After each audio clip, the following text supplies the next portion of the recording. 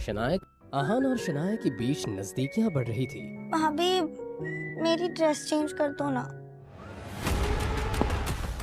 सारे डॉक्यूमेंट्स और फाइल्स हमें दे दो। भाई ये सब क्या हो रहा है? यहाँ पे साइन करो। आहान अपने प्यार के रास्ते की हर दीवार गिराना चाहता था, फिर वो दीवार गिल परिवार ही क्यों ना हो।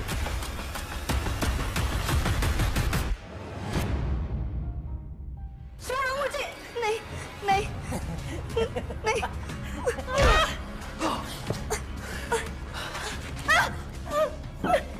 छोड़ो मुझे। कितना तड़पाया है तूने मुझे, हाँ? आज इतने सालों बाद मुझे कैसे छोड़ दूं? विकी की ऐसी बातें सुनकर शनाया को नफरत सी हो रही थी। उसने देखा कि टेबल पर एक शराब की बोतल रखी हुई थी। शनाया ने अपना हाथ आगे बढ़ाया और बहुत ही जोर लगाकर उस बोतल को पकड़ लिया। जब तक विकी समझ पाता, शनाया ने मौके का फायदा उठाया और जाकर कोने वाले काउच के पीछे छिप गई। कमरे के अंदर कुछ टूटने की आवाज सुनकर विकी भाई के बाकी साथी आ गए। पता नहीं शौर्य ने मुझे क्या पिला दिया है, मेरा सर दर्द से फटा जा रहा है। एक बार इस बदमाश आदमी की चुंगल से निकल जाओ, फिर उस शौर्य को देखती हूँ। उन्होंने अपने बॉस की ऐसी हालत को देखकर पूछा, भाई आप ठीक है ना? मैं ठीक हूँ, मामूली चोट है। तुम जाओ और जाकर उस चिड़िया को पकड़ो, बहुत फड़फड़ा रही है साली। जाओ।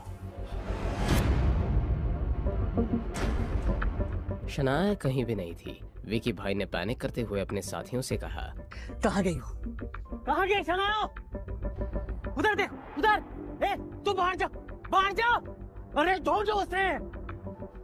अगर वो भाग गई तो मुसीबत हो जाएगी। ढूंढो सालो। वैसे तो शनाया धीरे धीरे अपना होश खो रही थी, लेकिन जब उसने सुना कि सब उसे बाहर ढूंढ रहे हैं तो शनाया की जान में जान आ गई।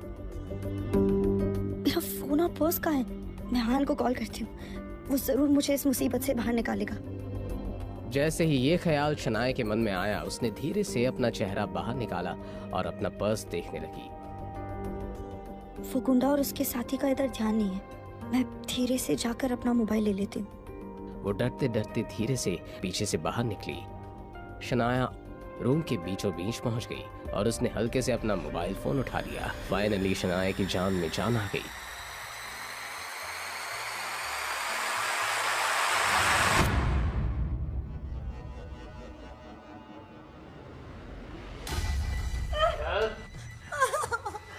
देख, तेरी वजह से मेरा इतना खून बह गया और तू कहती है मैं तुझे छोड़ दूं?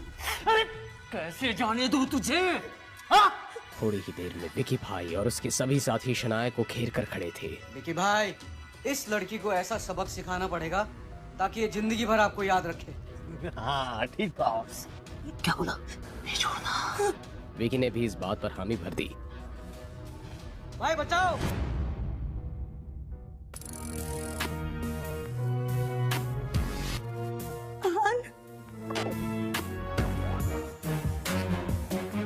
क्या ये लड़का शनाया का पति है?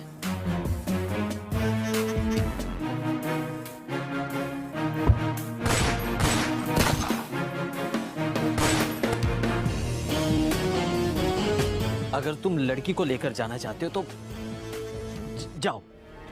अब विकी हकलाने लगा था, लेकिन ऐसे गुंडे बदमाशों पर यकीन करना गलती समझी जाती थी। मेरी बीवी को हाथ लगाने की तेरी हिम्मत कैसी हुई?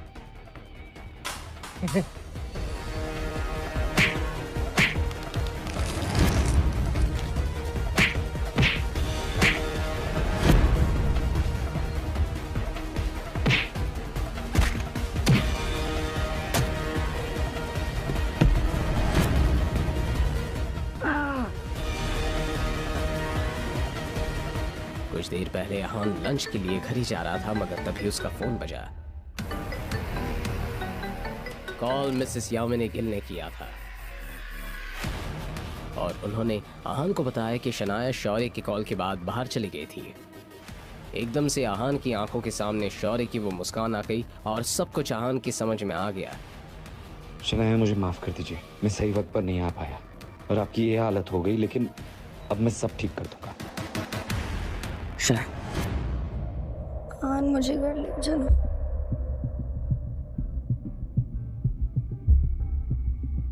अपनी बीवी की ऐसी हालत देखकर आहान के दिल में नरमी छा गई। उसे अपने सीने में दर्द सा महसूस हुआ। आहान ने आंखों में गुस्से की जलती हुई आग लेकर रॉकी की तरफ देखा। रॉकी की सिट्टी पिट्टी गुम हो गई थी। आ गया मेरा पट्टा। अबे देख क्या रहा है, मार उसको यार। रॉकी अपने बॉस विकी भाई से कुछ कहता, उसने आहान की तरफ देखकर सवाल किया, ये मैटर सॉल्व करने के लिए हम क्या कर सकते हैं? रॉकी एक बहुत ही होशियार बॉक्सर के साथ साथ समझदार इंसान भी था। वो जानता था कि हार मान लेना ही समझदारी का काम था। इस आदमी ने अपने गंदे हाथों से मेरी बीवी को छुआ। राइट हैंड या लेफ्ट हैंड? वही हाथ। आहान वहाँ ज्यादा देर तक नहीं रुका और शनाया को अपनी बाहों में पकड़कर वहां से ले गया।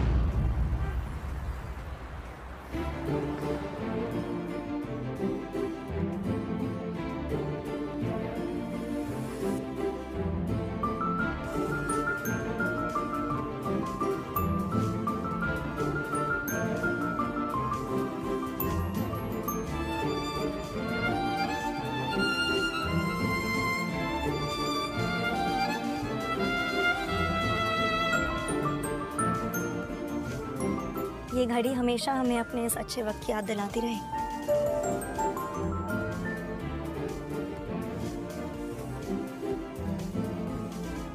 कुछ देर के बाद आहान और शनाया के घर में शनाया बेड पर लेटी हुई थी। आहान परेशान होकर शनाया की बंद आंखों की तरफ देख रहा था। 2 घंटे हो गए थे मगर अब तक शनाया को होश नहीं आया था। आहान ने घर वापस आते ही विक्रम को कहकर डॉक्टर को बुला लिया था।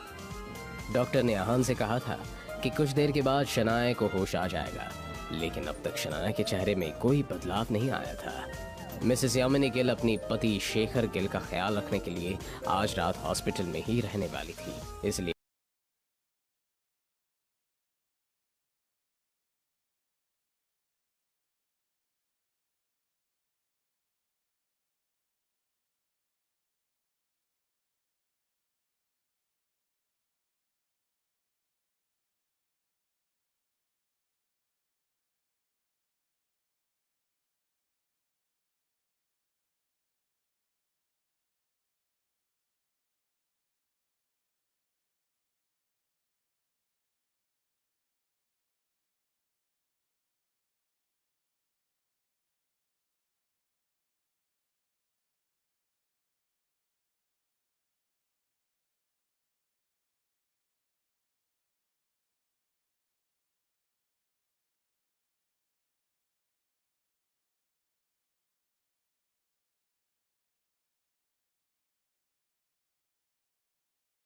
कर बैठ गई। आहान ने शनाया के पीछे तकिया लगाया मगर जब वो वापस सही से खड़ा होना चाहता था शनाया ने उसे गले लगा लिया।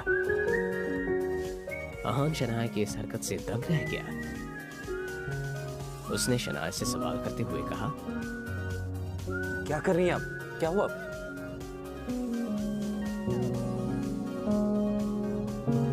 अभी मैं बहुत डर गई थी।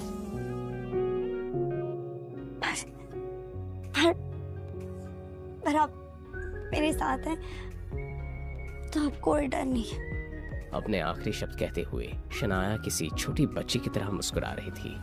मैं हमेशा आपके साथ हूँ, आपको डरने की कोई जरूरत नहीं। ये सुनकर शनाया को अलग सी राहत मिली मगर अगले ही पल शनाया ने जो कहा उसे सुनने के बाद आहान बेचैन होने लगा। शनाया ने आहान से कहा, भाभी मेरी ड्रेस चेंज कर दो ना। शनाया को क्या हो गया था? अब आहान क्या करेगा? सबूत है जो ये साबित कर तो ना। शनाया को क्या हो गया था? अब आहान क्या करेगा? अड्डे में उसकी वाइफ शनाया पर क्या बीत रही थी? अब क्या होगा? क्या आहान को कुछ पता चल पाएगा या था निशान? उस निशान को देखकर कोई भी डर सकता था। शौर्य ने एकदम से वो डरावना चेहरा देखा। ये चेहरा किसी और का नहीं विकी भाई का था जिससे मिलने के लिए शौर्य यहाँ पर आया था। मैं आपको खुश करने के लिए सब कुछ करूंगी। मैं डाइटिंग स्टार्ट कर दूं या अपनी ड्रेसिंग सेंस चेंज कर दूं? आप जो भी कहोगे मैं वही करूंगी। अब आहान को पक्का यकीन हो गया था कि शनाया अपने होश में नहीं थी। आपको कुछ भी चेंज करने की जरूरत नहीं है। आप जैसी हैं मुझे बहुत पसंद है। आप सो जाइए। तेरे बिन कैसे मैं जीऊं, तुझसे कैसे कहूं, तेरी हर ख्वाहिश में मैं रहूं। आप भी यही सो जाइए ना। मेरा हर वक्त तेरा, तुझसे कैसे मैं ये कहूं, दर्द ये दिल का कैसे मैं करूं बयां, तेरे बिन लागे ना कहीं मेरा जिया, जिया लागे ना लागे ना, लागे ना लागे ना, जिया लागे ना लागे ना, लागे ना लागे ना, जिया लागे ना लागे। अपने हबी से ऐसे एक्सप्रेशंस को देखकर शनाया खिलखिलाकर हंसने लगी। ऐसे ही हंसते मुस्कुराते हुए वो दोनों कब सो गए उन्हें पता नहीं चला। शनाया आज का दिन और अहान आज की रात कभी नहीं भूलने वाले थे। अगली सुबह शौर्य अपने ऑफिस में बैठा बेचैन हो रहा था। अब तक तो विकी भाई को मुझे वीडियो भेज देना चाहिए था, लेकिन ना ही उनका कोई कॉल आया और ना ही कोई मैसेज। उम्मीद है सब सही से हो गया होगा। एक काम करता हूँ, मैं ही विकी भाई को कॉल कर लेता हूँ। शौर्य से अब रहा नहीं जा रहा था, इसलिए उसने विकी भाई को कॉल किया। बहुत देर तक बजने के बाद भी उसने कोई जवाब नहीं दिया, तो शौर्य ने एक बार फिर से कोशिश की। हेलो, देखो गिलसा, ये डील अब खत्म हो गई है। ये सुनकर शौर्य की आंखें चमकने लगी। मतलब वीडियो तैयार है तुम्हारे पास? अरे डील खत्म का मतलब है कि काम नहीं हो पाया, समझे तुम? ना तो वीडियो बन पाई और ना ही मेरे और शनाया के बीच में कुछ हो पाया। मगर ऐसा कैसे हो सकता है? अरे पुलिस आ गई थी, इसलिए काम नहीं हो पाया। और हाँ, आज से हमारे और तुम्हारे बीच में ये डील खत्म। पर विकी भाई ने अपना फैसला सुना दिया और फोन रख दिया। शौर्य की हालत खराब हो रही थी। उसे इस बात का पूरा यकीन था कि शनाया कल जो कुछ भी हुआ उस पूरे मामले को इतनी आसानी से भूलने वाली नहीं थी। शौर्य, तुम्हें पता है कल शनाया विक्की भाई नाम के गुंडे के पास थी और वो दोनों विक्की भाई के अड्डे पे रूम में अकेले थे। तुम्हें सब किसने बताया शगुन? मेरी दोस्त ने बताया और उसने मुझे कॉल करके शनाया के इस नए स्कैंडल के बारे में बताया। शगुन की ये बात सुनकर शौर्य के दिमाग में एक शैतानी आइडिया आ गया। वैसे तो शगुन शौर्य से कम चालाक नहीं थी, मगर जब भी बात शनाया की होती थी शगुन का दिमाग चलना बंद हो जाता था। शगुन, मैं भी इस बारे में कुछ जानता हूँ और मैंने तो ये तक सुना है कि शनाया आज सुबह तक वहीं थी, उसी गुंडे विक्की के साथ। What? ये शनाया इतनी गिरी हुई हरकत क्यों करने लग गई है? उसे हमारी फैमिली के प्रेस्टीज के बारे में कुछ अंदाजा है भी कि नहीं? तुम्हें क्या लगता है शौर्य, वो ऐसा क्यों कर रही है? शौर्य को इसी सवाल का तो इंतजार था। ये सब तो देखो मैं भी नहीं जानता, मगर हो सकता है कि वो स्प्रिंग कॉर्पोरेशन के प्रोजेक्ट को हथियाने के लिए इस गुंडे विकी का साथ लेना चाहती है। ये सुनते ही शगुन का चेहरा गुस्से से लाल हो गया। हमें दादाजी को इसके बारे में बताना होगा। इससे पहले कि देर हो जाए हमें दादाजी को मनाना होगा। जैसे स्प्रिंग कॉर्पोरेशन की डील से उसे हटाया है, वैसे कैसे इस परिवार से भी धक्के मार के उसे हटा दें। तो चलो हम चलते हैं। शौर्य यही तो चाहता था, अब उसे कुछ कहने की जरूरत ही नहीं थी।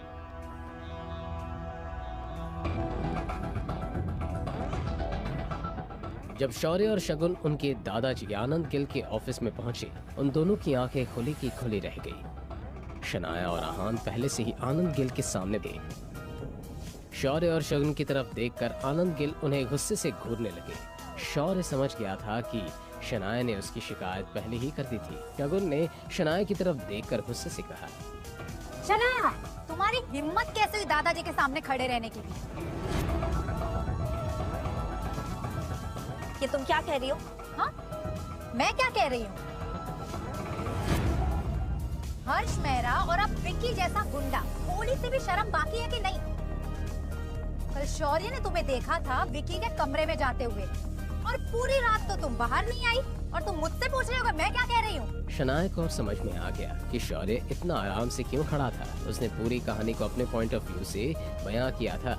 शौर्य इसमें क्या गलत कहा है मैंने? क्या तुम कल विकी के प्राइवेट रूम में नहीं गई? तुम अच्छे से जानती हो शनाया कि तुमने क्या किया। शनाया तुम सबको बेवकूफ बनाना बंद करो। हर्ष मेरा तक ठीक था, लेकिन विक्की जैसा गुंडा। तुम ये भूल कैसे सकती हो कि तुम अपने साथ गिल फैमिली का नाम लेके चलती हो? एटलीस्ट उसका तो लिहाज करती। हर दूसरे आदमी के साथ तुम अपना मुंह काला करने के। शगुन अपनी जबान को लगाम दो। जिस गुस्से और ऑर्डर के साथ आहान ने अपनी बात कही थी, शगुन का मुंह बंद हो गया था। पहले तो शगुन डर गई थी, मगर फिर उसने अपने दादाजी की तरफ देखकर कहा, देखा दादाजी, इस निकम में घर जमाई की हिम्मत कितनी बढ़ रही है। कल इसने सबके सामने शौर्य पे हाथ उठाया था, और आज ये मुझे चुप करवा रहा है। आहान के बारे में तो आनंद गिल ने भी सुन रखा था। आहान ने कहा था कि वो आनंद गिल से बिल्कुल नहीं डरता था। बस बहुत हो गया। आहान के बारे में तो हम बाद में बात करेंगे। जरूरी ये है कि हम इस बात का पता चलाए कि आखिर तुम दोनों में से झूठ कौन बोल रहा है हमसे। जाहिर सी बात थी, उनके लिए आहान बिल्कुल भी जरूरी नहीं था। अपने दादाजी की इस बात को सुनकर शौर्य और शगुन नॉर्मल थे, मगर शनाया, उसके चेहरे का रंग पीला पड़ गया था। दादाजी ने जो भी कहा उसका यही मतलब है कि उन्हें शुरुआत से मेरी कही एक भी बात पर बिल्कुल भी भरोसा नहीं था। इस बात से शनाया कितनी अपसेट हो गई थी, इस बात का अंदाजा लगाना आहान के लिए कोई मुश्किल बात नहीं थी। शनाया, क्या तुम्हारे पास कोई ऐसा सबूत है जो ये साबित कर सके कि शौर्य ने विकी नाम के गुंडे के पास जाने के लिए मजबूर किया?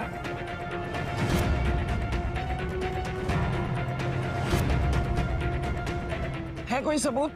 क्या होगा शनाया का जवाब? क्या शनाया अपनी बेगुनाही साबित कर पाएगी, या फिर शौर्य? अगर शनाया को कुछ भी हुआ तो क्या? तो मैं भूल जाऊंगा कि आप शनाया के दादाजी हैं। Really? शनाया, आज तुम इसके साथ चली गई तो अच्छा नहीं होगा।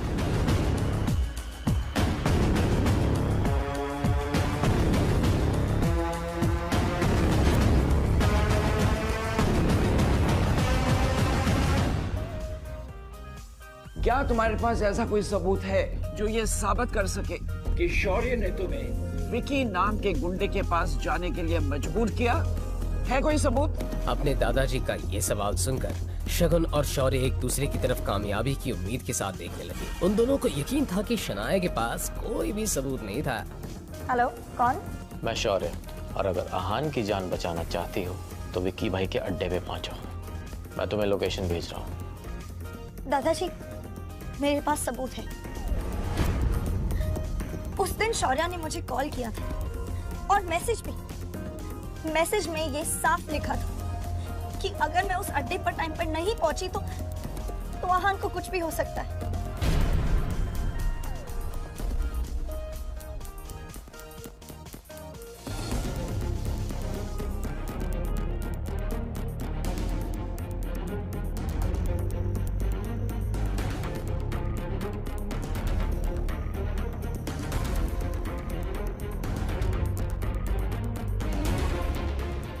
शौर्य, अब इसके बारे में तुम क्या कहना चाहोगे? दादाजी, शनाया को शायद कुछ गलत फहमी हुई है, क्योंकि ये मैसेज जिस नंबर से आया है ये मेरा नंबर है ही नहीं, और ना ही मैंने कोई कॉल किया। ये सुनकर शनाया हैरान रह गई, अपना मोबाइल देखने लगी, मगर शौर्य की बात तो सच थी। वैसे शनाया सच कह रही है और शौर्य ही गलत है। ये प्रूव करना मेरे लिए इतना मुश्किल नहीं है, लेकिन मैं चाहता हूँ कि शनाया को इस हादसे से सबक मिले, ताकि अगली बार जब कोई शनाया को फ्रेम करने की कोशिश करे तो वो इतनी आसानी से किसी के चुंगल में ना फंस जाए। इसका मतलब ये है कि शनाया के पास कोई ऐसा सबूत नहीं है जो साबित कर सके कि शौर्य ने कुछ गलत किया है या वो गलत है। दादाजी, मैं एक औरत होके इतनी सीरियस बात के बारे में झूठ क्यों कहूंगी? हर्ष मेहरा के साथ सोते वक्त तुम्हारी औरत की कमजोरी तुम्हें नजर नहीं आई? तब तो बड़ी अय्याशी उछल रही थी और अब अपने मतलब के लिए तुम दादाजी से सिंपैथी लेना चाह रही हो। आनंद गिल के एक्सप्रेशन से ये बात साफ थी कि अब उन्हें शनाया पर बिल्कुल यकीन नहीं था। शनाया, मैंने तुम्हें हमेशा अपनी सगी बहन के जैसा माना और तुम मुझ पर ये झूठे इल्जाम लगा रही हो। आखिर क्यों? एक प्रोजेक्ट के लिए। अरे तुम मुझसे कह देती, मैं खुशी खुशी तुम्हें दे देता।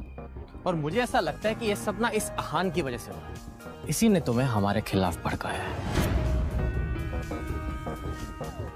और भड़काने तक तो ठीक था।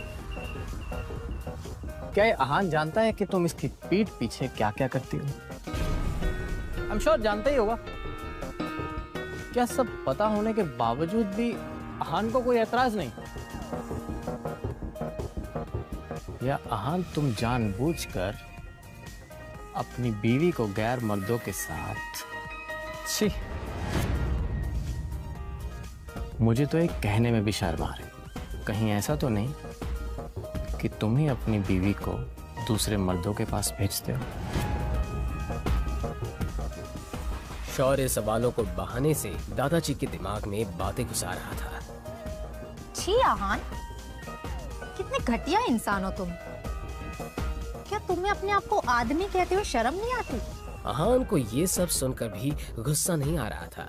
असल में वो तो दिल ही दिल में शौर्य की इतनी चालाकी से हैरान रह गया था। अब शनाया का सब्र अंजाम दे गया था। वो अब एक एक करके अपने ही रिश्तेदारों के असली और घटिया चेहरे देख रही थी। शनाया को अंदर से ऐसा लगा मानो वो पूरी तरह से हिल गई थी।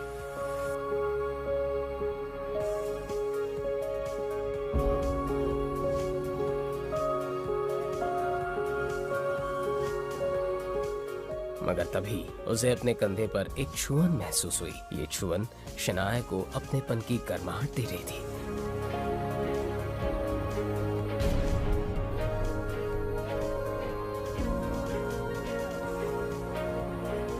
आहान को इस सब में कितना कुछ सुनना पड़ रहा है, मगर मैं ना अपने सपोर्ट में ना उनके सपोर्ट में कुछ कह पा रही हूँ। मैं बहुत लकी हूँ जो मेरे पास आहान है। अगर उन्होंने मेरा साथ ना दिया होता तो मेरा क्या होता। फाइनली मेरे पास ऐसा कोई है जिस पर मैं डिपेंड कर सकती हूँ। शनाया को बेहतर फील करवाने के लिए आहान सब ठीक कर सकता था, लेकिन आहान शनाया को कमजोर नहीं रहने देना चाहता था।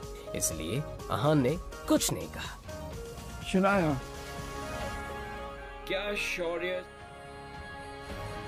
सच कह रहा है? अगर शौर्य की बात सही थी तो शनाया ने अपने परिवार की मर्यादा को पार किया था। और गिल परिवार में ऐसी घटिया गलती की कोई माफी नहीं होती, सिर्फ सजा थी, परिवार से बेदखल करने की सजा। अब शनाया हार गई थी और सुबकते हुए रोने लगी। अब तो मैं ये भी साबित नहीं करना चाहती कि मेरी कोई गलती नहीं है। वैसे भी मेरे कुछ कहने ना कहने से कोई फर्क नहीं पड़ने वाला। अब जब शनाया ने अपने घुटने टेक दिए थे तो आहान को ही अपनी बीवी का साथ देना था। क्या अब इस बात से फर्क पड़ता है कि शौर्य सच कह रहा है या झूठ? लड़के, आखिर तुम कहना क्या चाहते हो? क्या आप मेरी बात का मतलब नहीं समझे? मैं बताता हूं। मैं ये कह रहा हूं कि आपने अपना फैसला तो कर लिया। अब उस फैसले के बाद कोई भी अपना सर भी फोड़ लेना, तब भी जो हक है वो शनाया का नहीं, शौर्य का ही है। आनंद गिल ने उम्मीद नहीं की थी कि इस नकम्मे घर जमाई में इतनी हिम्मत थी। जानते हो किससे बात कर रहे हो? बदतमीज। आहान की हिम्मत तो अब बढ़ती ही जा रही थी। बदतमीज? शायद मैंने जब से शनाया से शादी की है, आपने मुझे कभी जरूरी नहीं समझा। हमेशा मेरी बेइज्जती की, क्योंकि मैं आपकी हैसियत का नहीं हूं। और इसी वजह से आपने मेरे पापा शेखर गिल, आपके अपने बेटे, उनको इस बात की इनडायरेक्ट सजा दी है। उनके काम में बाधाएं डाली है, उन पर प्रेशर डालने की कोशिश की, ताकि वो मुझे अपने घर से और शनाया की जिंदगी से हमेशा हमेशा के लिए बाहर कर दे। क्या मैं झूठ कह रहा हूं? दादाजी, जो सच बयान करता है ना, वो हमेशा बदतमीजी कहलाता है। ये बात सुनने में आनंद गिल ऊपर से तो बहुत शांत लग रहे थे, मगर उनके दिल में एक तरह का तूफान बन गया था। इस निकम्मे घर जवाई को इस बारे में कैसे पता चला? मैं सब कुछ जानता हूँ। मुझे इस बात से कोई एतराज नहीं है। मुझे बस प्रॉब्लम इस बात से है कि इस सब में शनाया को इन्वॉल्व किया जा रहा है। उस पर ज्यादती हो। शनाया मेरी पोती है और वो मेरी बीवी है। आप मुझे चाहे जितना परेशान कीजिए, मैं चुपचाप सह लूंगा, पर शनाया को नहीं। उसे जरा से भी तकलीफ नहीं होनी चाहिए। और अगर तकलीफ हुई तो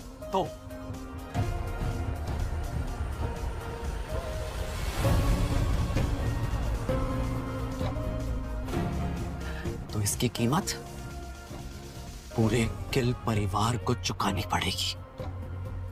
आहान की ये बात सुनकर शनाया इमोशनल होकर रोने लगी। पापा सही कहते हैं, मेरे पास हमेशा से हीरा है, मगर उस हीरे ने हमेशा कोयला होने का दिखावा किया। धमकी दे रहे हो मुझे?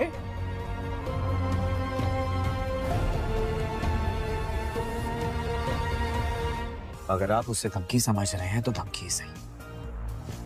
आज मैं आपको आखिरी बार दादाजी कहकर बुला रहा हूं। आगे से अपना ध्यान रखिएगा। अपनी बात कहने के बाद आहान ने शनाया का हाथ पकड़ा और वहां से चला गया। शनाया को इस बात का एहसास था कि गिल परिवार से उसका रिश्ता टूट चुका था।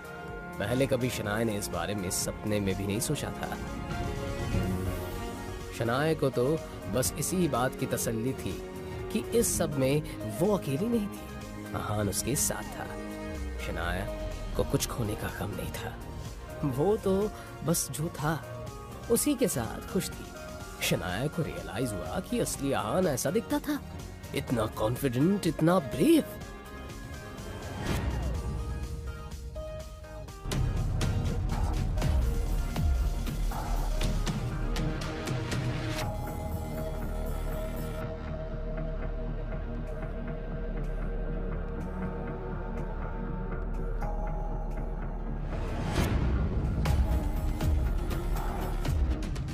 आहान, तुम हर बात बर्बाद क्यों कर देते हो? अब क्या हो गया था? क्या आहान की वजह से कोई